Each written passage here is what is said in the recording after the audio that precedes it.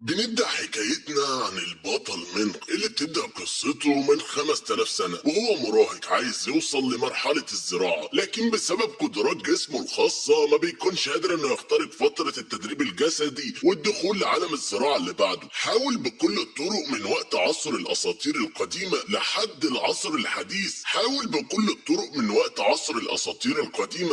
العصر الحديث، لكن للأسف ما قدرش. بيعيش منغ حياة طويلة بيعاصر فيها كل الأجيال. في الجزء ده من الحكاية هيعيش منغ فترة عمره كمدرس متدرب في مدرسة من مدارس المدينة. فيلا نكمل حكايتنا، وقبل ما نبدأ لا تنسوا الصلاة على الرسول صلى الله عليه وسلم. تبدأ الأحداث من 5000 سنة وبنشوف في مكان مليان بالأشجار العجوز في الشام اللي بيقول لمنغ انت موهوب جدا لكن عندك جسم خاص وما ينفعش للزراعة. يمكن في الحياة دي صعب انك تقدر تخترق مرحلة تكرير الجسم والدخول للعالم اللي بعده. منغ بيقول له يا زعيم انا صبور جدا ومعاك من سنة ل10 تدريب، حتى لو اضطريت افضل احاول طول عمري. العجوز بيقول له حلو، انت ولد مكافح بغض النظر عن انك زي ابني، بس انا الفتره الجايه هتكون مرحله الترقيه بتاعتي فلازم تاخد بالك من نفسك. منغ بيقول له ما تقلقش عليا، فالعجوز بيقول له انا هقول لك على الوسيله اللي تخليك تقدر تخترق للعالم الجاي. لو قدرت تلاقي جوهر البر الرئيسي وقتها مصير حياتك كله هيتغير. وبعد 5000 سنه في فيلا يوان جو في اوضه الجد يوان بنشوف العجوز يوان نايم على السرير وبيقول لمنغ تعب شيزو الولد ده مش مؤدب، الزراعه تافهه جدا وعار على الاجداد. فشيزو بيقول له اهدى بس يا يوان، انت عندك 110 سنه، الانفعال ده غلط عليك، انت لازم تريح. فبيقول منغ لنفسه الظاهر ان انا بتدرب دلوقتي على مستوى 99 في عالم تكرير الجسم، رغم ان انا واقف عمري عند مرحله الشباب لكن لسه قادر احقق اختراقات. لكن لمده 5000 سنه ما قدرتش ادخل للعالم التالي، بقالي الاف السنين عايش لكن كل اللي حواليا يا اما اترقوا يا اما ماتوا بعد ما عجزوا، وفي الاخر انا الوحيد اللي لسه على حاله واقف مكاني بشوف العالم ده بيتغير كل ثانيه. يمكن املي الوحيد دلوقتي هو جوهره البر الرئيسي اللي قال عليه العجوز بيشنغ قبل كده، لكن انا مش لاقي لها اثر. على باب اوضه الجد يوان بنشوف ديتشي يوان بتكلم ابوها تشي يوان. ديتشي بتقول له بابا لو كان جدي بيموت فايه اللي بيخليه يتكلم مع الولد منغ ده في اخر لحظاته؟ الاب تشي بيقول لها يا بنتي جدك كان شغال في الاعمال التجاريه طول حياته وصنع مؤسسه عيله يوان، فاكيد عنده سبب مهم خلاه يتكلم مع الولد ده، خلينا نستنى ونشوف. فديتشي بتقول له منغ خرج من الاوضه وبتقول دي لمنغ جدي عامل ايه؟ فمنغ بيقول لها جدك مات. بتتصدم ديتشي وتشي، فديتشي بتقول لنفسها انا كنت عارفه ان اليوم ده هيجي. فبيمشي منغ، فديتشي بيقول له استنى عندك، فمنغ بيقول له نعم. فديتشي بيقول له بغضب جدي قبل ما يموت قال لي ادور عليك بعد وفاته واعاملك زيه وانفذ كل اوامرك، ممكن اعرف ليه؟ وبيمشي منغ، فديتشي بتؤمر الحراس يوقفوه وبتقول له استنى عندك، انت فاكر انك هتمشي بالسهوله دي؟ عيلتي يوان هي واحده من العائلات الكبيره في مدينه تشينغشو، ودلوقتي بعد ما جدي مات قدامك لازم تشرح لي بوضوح. منغ بيسخر منها وبيقول لها جدك لو عرف اللي بتعمليه معايا يمكن يتضايق منك. بيجي عم ديتشي واسمه يوين وبيقول لها ديتشي سمعت ان جدك مات، ليه ما حدش قال لي؟ فديتشي بتغضب وبتقول له انت عملت لنا مشاكل كتير وتقريبا عيله يوان اتدمرت بسبب. فيوين بيقول لها النهارده العجوز ده مات، يعني من هنا ورايح هكون مسؤول عن العيله كلها. فتشي بيقول له انت بتقول ايه يا يوين؟ صحيح انا وانت اخوات لكن ده مش هيمنع ان ازعلك. فيوين بيقول له تزعل مين يا عم انت؟ انا يوين، انت مجنون، انت معتمد على قاعده الزراعه الفنانه الدفاع عن النفس المستوى الثاني بتاعك. فيوين بيقول انا النهارده هوريك القوه الحقيقيه، وبيهجم يوين على تشي وبيحصل بينهم قتال قوي جدا. فتشي بيقول ليوين انت في مرحله تكرير جسم المستوى الثالث، امتى وصلت للمرحله دي؟ فيوين بيقول له فخ انا طالب لليو تشينغلام زعيم جبل تشينغلام، ودلوقتي بعد ما العجوز مات مفيش حد منكم في العيله دي في نفس مستواي، عشان كده من النهارده انا هكون الرئيس الجديد لعيله يوان وانتوا كلكم هتطلعوا بره، وانت يا تشي هكسر لك رجليك بس وهسيبك تعيش. فتشي بيتعب وبيقول له ايه ما تفتخرش قوي بنفسك، اللي اسس عيله يوان هو العجوز يوان، وحتى لو هموت فانا مش هسمح لك تدمر كل حاجه بناها بالسهوله دي. بنتي ديتشي ابوكي مش هيقدر يحميكي ولا حتى اقدر احمي العيله دي. فديتشي بتقول له بابا ما تقولش كده، انا هفضل معاك دايما ومع عيله يوان. فيوم بيقول له شكلك عايز تموت بسرعه، حاضر هعمل لك اللي يريحك. اما منغ فبيكون الحراس مانعينه انه يخرج وبيكون واقف وشايف كل اللي بيحصل. فمنغ بيقول للحارس ممكن تسيبني امشي لو سمحت، فالحارس بيقول له انت يا ولد ازاي تتكلم في الموقف ده؟ وبيمد الحارس ايده علشان يضرب منغ لكن منغ بيزق بايده بيوقعه على الارض. فمنغ بيقول له انا ما عملتلكش حاجه، واقف في وشي ليه؟ يوين بيتفاجئ من قوه منغ وبيقول الحارس يزن وزنه حوالي 200 كيلو، وازاي قدر يوقعه بالشكل ده؟ مستحيل. انت يا ولد مين انت وايه اللي دخلك في عيله يوان؟ منغ بيقول له انا من شارع السعاده. فيوم باستغراب بيقول له شارع السعاده؟ منغ بيقول له في حاجه تاني ولا امشي؟ فيوم بيقول له ايه التقنيه اللي عندك دي وانت من عيله ايه؟ فمنغ بيقول له انا مدرس في كليه دونغينغ المهنيه والتقنيه في شارع السعاده، وبيمشي منغ. فيوين بيقول طلع مجرد مدرس يا حراس هاتولي الولد ده. بيؤمر يوين رجالته انهم يقتلوا منغ، وبيجي من رجاله على منغ لكن في لمح البصر بيقدر منغ انه يطيرهم من قدامه ويضربهم ضرب جامد. بيتصدم يوين من اللي بيشوفه وبيقول ازاي ده حصل، ده طيرهم عليهم في ثانيه. انت مين؟ وبيقول يوين لنفسه ايه القوه اللي عنده دي. منغ بيقول له انا ما عملتلكش حاجه، ليه مصمم تقاتلني؟ يوين بيقول له انت فاكر نفسك مين؟ انا في مرحله تكرير الجسم من المستوى الثالث، يعني مش هتقدر عليا. بيضربوا منغ ضربه قويه جدا، بيقع يوين على الارض وهو متخرشم، وبيقول له منغ انا بقى في مرحله تكرير الجسم في المستوى 99942. وبيمشي منغ، فتشي بيقول له يا منغ يا ابني ارجوك خليك. منغ بيقول له انا لازم امشي ورا الشغل، وبيمشي منغ. جدي قبل ما يموت قال اننا لازم ننفذ كل اوامر منغ، اكيد كان عنده سبب. دلوقتي عيلتي يوان على وشك انها تتدمر وانا محتاج مساعد قوي، عشان كده لازم نستغل الفرصه ونقنع منغ انه يكون معانا. فديتشي بتقول له بابا ليه بتقول كده؟ فتشي بيقول لها رغم ان عيله يوان مسيطره على مدينه الجزيره الجنوبيه، لكن ده لا يقارن مع الناس الشريره زي زعيم ممر الجبل الذئب الاخضر. تشي بيقول لها ماشي، وانا سمعت عن كلها الشرقيه فهتصل وابعت حد يشتري اسهم في المدرسه وهرتب نقلك للدراسه في المدرسه دي، في المدرسه الشرقيه بالتحديد في منطقه سكن الموظفين. بنشوف تشين غي مدرسه في الكليه واقفه في الشارع بتكلم ابوه. بيجي 3 شباب عند تشين غي، واحد منهم اسمه لونج، وبيقول لها يا جميل اخيرا لقيتك. بتتجاهله تشين غي، فلونج بيقول لها ينفع كده ابقى بكلمك وتطنشيني؟ انا اللورد لونج ومهتم بيكي وانت مش سالة فيا، انت محظوظه ان انا اصلا ببصلك. بتمشي تشين غي، فلونج بيقول لهم حوطوها يا شباب. بيحوطها الشباب وبيمنعوها. فتشين غي بتقول بغضب انت فاكر نفسك فين؟ دي مدرسه. وفي نفس الوقت بيكون منغ معدي من جنبهم. فلونج بيقول بسخريه بجد في مدرسين هنا؟ مين اللي هيتجرأ يجي ويقف في وش اللورد لونج؟ انت فاكره ان في حد ممكن يجي يساعدك؟ وعلى مسافه بنشوف تشين غي منغ معدي في، فبتفكروا الحارس الشخصي اللي ابوها بعته. بتشاور له تشين غي وبتقول له اسمك ايه؟ تعالى انقذني من الناس دي. فلونج بيضحك وبيقول الولد ده لو قرب من هنا هنقتله في ثانيه. انت فاكره ان العيل ده هيقدر يساعدك؟ وبيمسك لونج تشين غي من ايديها وبيفضل يشدها علشان تمشي معاه لحد ما بيجي منغ وبيقول له انت قلت انك عايز تقتلني. فلونج بيقول خلصوا عليها يا رجاله، وبيجي معاه الشباب اللي مع لونج، لكن طبعا قبل ما يلمسوا منغ بضربه واحده بيطيرهم منغ في الهواء. وبيروح للونج اللي بيكون خايف لكن بيتظاهر بالقوه وبيحط ايده على رقبه منغ، لكن منغ بيمسك دراعه وبيتنيه وبيضربه بالقلم مره واثنين وثلاثه لحد ما لونج بيقول له خلاص كفايه انا غلطت انا اسف. في اوضه منغ بيقعد منغ يتدرب، فمنغ بيقول ده اخر عشب روح عندي، والطاقه الروحيه في الارض بتضعف وبقى صعب جدا الاقي النباتات الروحيه النادره، ومن غير عشب الروح ده مستحيل احسن زراعتي. يمكن مش هضطر اروح للبريه علشان اعشاب الروح تاني، الاحسن اشتري من العائلات القديمه لان العائلات دي بيكون عندها مخزون من اعشاب الروح. دلوقتي انا بتدرب على مرحله التكرير 99942 ولسه في 58 مستوى قبل ما اوصل لمستوى ال 10000. وجوهر البر الرئيسي غامض وخطير جدا، لازم استعد له بشكل كويس. انا هخترق المستوى ال 10000 من تكرير الجسم الاول، ويمكن تكون في معجزه في الوقت ده، ولو ما كانتش زراعتي كافيه علشان ادخل للعالم السحر تاني. بس بغض النظر عن مدى خطوره البر الرئيسي فلازم ادخل له. بيخرج منغ من اوضته علشان يروح المكتبه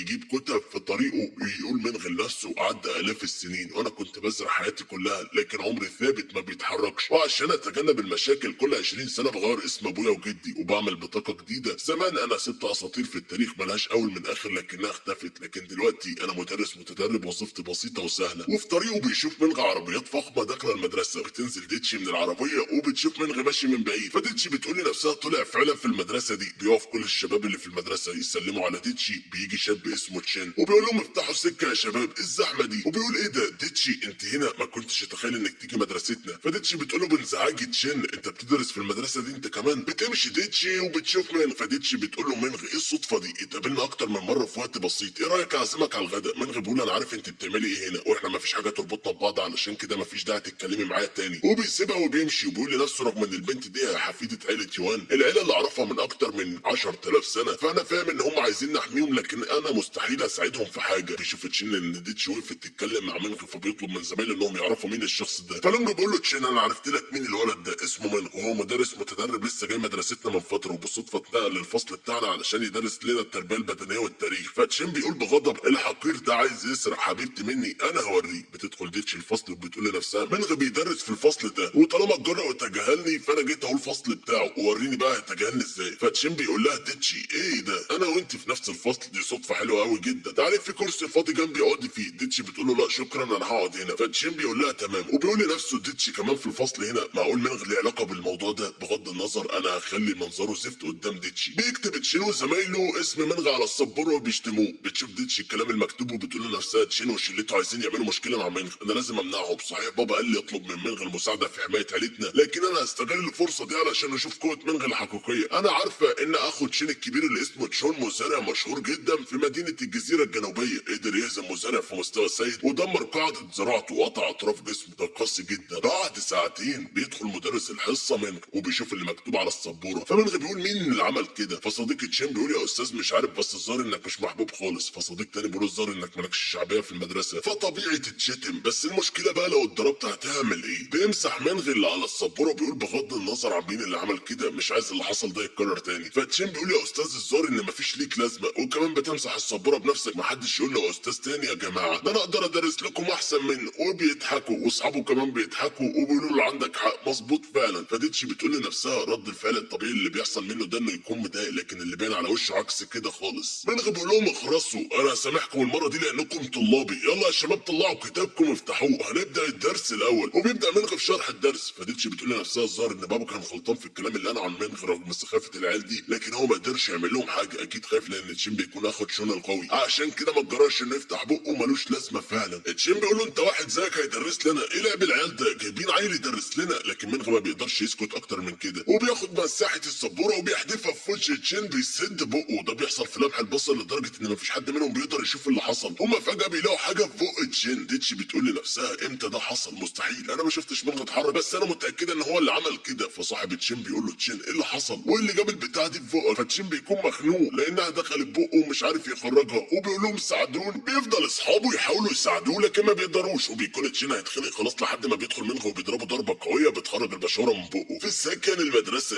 تشين غي بتقول بصدمه ايه ده؟ انت الحارس الشخصي اللي بعت بابا؟ فبنغ بيقول لها ايوه يا هانم اسمي بنغ هاي، والدك بعتني عشان احرسك واتحرك معاكي في كل مكان. فتشين غي بتقول لنفسها امال مين الولد اللي انقذني ده؟ وبتشوف تشين غي من الشباك وهو داخل السكن. فتشين غي بتقول له ايوه هو اللي هناك ده انقذني وبعدها سابنا على الارض وتجاهلني ومشي. فبنغ بيقول لها لسه تحب اروح اعلمه الادب لو كان ضايقك؟ فتشين غي بتقول له ايوه بس بالراحه عليه برضه لانه انقذني. تشين غي بتقول له قول له يتعلم يحترم البنات المحترمه اللي زيي. فبنغ بيقول لها حاضر ما تقلقيش. بينزل بنغ وبيوقف منغ. فبنغ بيقول له انا بنغ هاي الحارس الشخصي لانسه تشين غي، سيد من المستوى الثالث من فنون الدفاع عن النفس، ومتهيألي انك اتدربت على كونغ فو سنين برضه مش كده؟ فاظن انك عارف قوه فنانين الدفاع عن النفس. بيتجاهلوا منغ وبيمشي. فبنغ بيغضب وبيقول له انت قليل الادب ازاي تتجاهل واحد قد ابوك وهو بيكلمك؟ اعتذر لانسه تشين غي والا اعلمك درس عمرك ما هتنساه في حياتك. بيتجاهلوا منغ برضه. فبيهجم بنغ على منغ في ظهره لكن منغ من غير ما يلف وشه بيضربه ضربه قويه برجله بيقع بسببها بنغ على الارض. اليوم الثاني في الفصل تشين بيقول بغضب منغ ده ازاي اتجرأ وعمل كده معايا؟ لونج صديق تشين بيقول له تشين انت لسه برضه عايز تنتقم من منغ بعد ما ساعدك وانقذ حياتك؟ انت كنت هتموت. فتشين بيقول له بغضب اخرس انا هقتله، خليك فاكر انا هخليه يدفع الثمن غالي قوي، اكيد هو اللي حدفني بالبشاره بس احنا اللي ما شفناهاش، انا متاكد ان هو اللي عملها ومش كده وبس، ده ضربني جامد قدام الكل بحجه انه خرج البشاره من بوقي، انا وشي عمال يوجعني جدا بسبب ضربته دي. وفي ممر المدرسه بيكون منغ ماشي. فديتشي بتقول له منغ عندي حاجه عايز اقولها لك. فمنغ بيقول لها مش مهتم اعرف. فديتشي بتقول له بغضب انت ليه بتستحمل استفزاز وتنمر تشن عليك؟ ده بسبب انك خايف من التشون. فمنغ بيقول لها خلصتي انا مش مهتم اعرف مين التشون اللي بتتكلمي عنه ده، انا بس ما عنديش وقت اضيعه بناس تافهه زي دي بما فيهم انت. بتتضايق ديتشي جدا من منغ وبتسيبها منغ، ولكن قبل ما يمشي بتقول له اعترف يا منغ انك خايف من التشون عشان كده ما جربتش تعمل حاجه للتشين. منغ بيقول لها انت فاكره ان طريقتك دي هتضايقني؟ بيدخل منغ الفصل بيلاقي نفس الكلام بتاع امبارح مكتوب على السبوره والترابيزه بتاعته واقعه على الارض. فمنغ بيقول مين عمل كده؟ فتشين بيقول بالنسبه للترابيزه يا استاذ فانا خبطت فيها بالغلط، اما بالنسبه للكلام اللي على السبوره فالظاهر انه نفس الكلام بتاع امبارح بس انت نسيت تمسحه. فاصحاب تشين بيضحكوا وبيقولوا له عندك حق. فتشين بيقول يا استاذ ما تنساش تمسح السبوره المره دي والا بكره هنلاقي نفس الكلام. فمنغ بيقول له انت ما اتعلمتش من درس امبارح. فتشين بيقول له بغضب بتقول ايه؟ انت تتجرأ تعلمني انا درس؟ نصيحه مني خد بالك من نفسك لان بقوتك دي فانت مش هتقدر تقف قدامي كتير ومع ذلك هتقدر تتجرأ وتضربني اصلا. فمنغ بيقول له انا هديلك فرصه امسح الكلام اللي على السبوره واعدل الترابيزه زي ما كانت. فتشين بيقول له بسخريه بتقول ايه؟ عايزني انا تشنشي واعدل الترابيزه وامسح السبوره؟ انا شايف انك بقيت شجاع قوي بس انت زي ما انت غبي انت فاكر. وقبل ما يكمل تشين كلامه بيلاقي قلم نازل على وشه لدرجه انه نازف دم كتير جدا من مناخيره. فصاحبه بيقول له تشين انت كويس؟ فمنغ بيقول له دلوقتي بقى تقدر تمسح الكلام اللي على السبوره. فتشين بغضب بيقول له انت انا هخلص عليك بايدي. وبيهجم تشين على منغ لكن منغ بيمسك ايده وبيتنيها ورا ظهره وبيزقه بعيد وبيوقعه على الارض. لونجي صاحب تشين بيقول له انت خلاص كده انتهيت لان تشين هو اخو تشون وتشون لو عرف اللي انت عملته هيخلص عليه. بيروح منغ لاطش لونج هو كمان بالقلم وبيقول لهم انا مش عايز اكرر كلامي، رجعوا الترابيزه مكانها ومسحوا السبوره. وفعلا بيخاف تشين ولونج وبينضفوا السبوره وده بيكون في لحظه دخول ديتشي اللي بتتفاجئ لما بتشوفهم. ديتشي بتقول لنفسها النهارده ضربهم وما سكتلهمش زي امبارح، يا ترى ده بسبب كلامي؟ بيعدي منغ من جنبها وبيتجاهلهم وما بيبصلهاش. فديتشي بتقول له منغ انا اسفه اني استفزتك علشان تضرب تشين، ما كانش لازم اقول الكلام ده